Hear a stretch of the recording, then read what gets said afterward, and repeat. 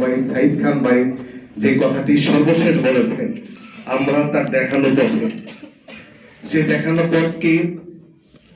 গণতন্ত্র, আইনের শাসন, সুশাসন, ফেসিবাদ বিরোধী, আধিপত্য বিরোধী শক্তির বিরুদ্ধে গণতন্ত্রের পক্ষে যে লড়াইয়ের শিক্ষা তিনি দিয়ে গেছেন, সেই দেখানো পথে যেন আমরা চলি। আমার সাথে ম্যাডামের ছোট্ট দুটি স্মৃতি আছে।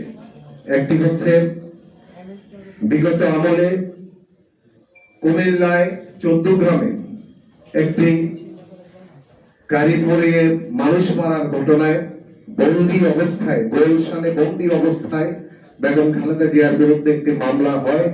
সেই মামলায় ব্যারিস্টার কায়সার কামাল এবং মরহুম সানাউল্লাহ মিয়া আমাকে দায়িত্ব দিয়েছে জেলখানা থেকে ম্যাডামের স্বাক্ষর করিয়ে যেন আমি একটা ওকালতনামায় সেই স্বাক্ষর করাতে আমি পুরাতন জেলখানায় গিয়েছিলাম।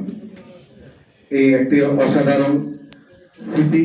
আর সর্বশেষ এই জাতীয় প্রেস ক্লাবে আমাদের ঢাকা সাংবাদিক ইউনিয়ন এবং ফেডারেল সাংবাদিক ইউনিয়নের বার্ষিক ইফতারে ম্যাডাম সর্বশেষ যেখানে আসবার কথা ছিল অতিথি হিসেবে, আমার ঐতিহ্য যেখানে ম্যাডাম প্রধান অতিথি হিসেবে আসেন।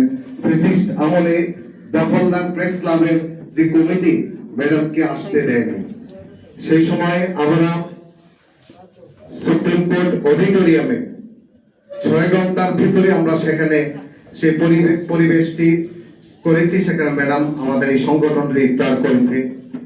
সেই সময় আমি সেখানে একটা সংগঠনের দায়িত্বে ছিলাম। ম্যাডাম বলল কিভাবে এটা সম্ভব হলো। মোহাম্মদ রুহুল আমিন গাজী ভাই বলল আমাদের ডিওজির একজন এখানে কাজ করে সাংবাদিকতায়। ম্যাডাম বলল তাকে ডাকেন। আমি দৌড়ে যখন উনি গাড়িতে যায়, তিনি বললেন ও আচ্ছা, থ্যাংক ইউ। সেই নেত্রী বাংলাদেশের মানুষের, বাংলাদেশের ইতিহাসে যে নজির স্থাপন করেছেন, আমরা আমাদের আগামী রাজনীতি, আগামী দেশপ্রেমে তার সেই আদর্শকে আমরা ধারণ করব, লালন করব। বাংলাদেশের সুশাসন, আইনের শাসন, কাঙ্ক্ষিত বাংলাদেশ প্রতিষ্ঠায় সেটি জারি রাখবো। সবাইকে অসংখ্য ধন্যবাদ। আমি আবারও বিনীতভাবে অনুরোধ করবো, আপনারা সবাই প্রতি লক্ষ্য রাখবেন। প্রত্যেকের স্মৃতি আছে, এই বিষয়গুলো আপনারা একটু সময়